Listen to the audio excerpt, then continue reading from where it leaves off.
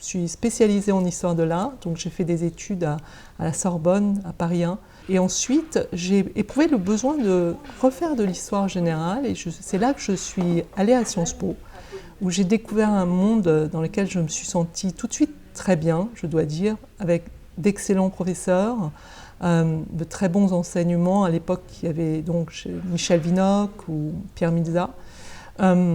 J'y ai enseigné, j'ai commencé à y enseigner l'histoire, et je suis ensuite revenue à Sciences Po en 2009 à l'initiative de Bruno Latour, qui a voulu un premier poste d'histoire de l'art à Sciences Po.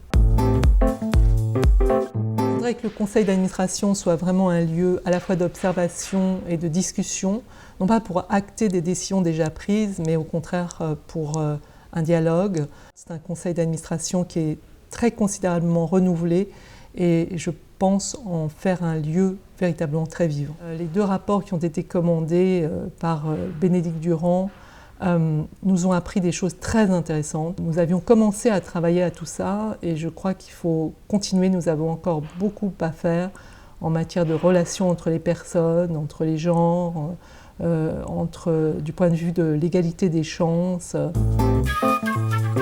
Émile Boutmy, figurez-vous, était aussi un historien de l'art, et il a écrit 3 livres sur l'art et l'architecture en Grèce ancienne, et c'était une de ses passions. Donc il s'intéressait au droit et à l'histoire, comme moi, mais également aux images. Donc cette idée que l'image, au fond, et l'architecture, les formes de façon générale, sont au fond un excellent observatoire des sociétés, des mentalités, des sensibilités.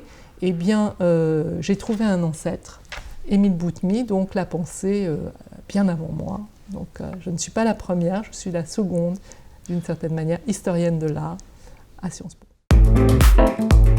Sciences Po.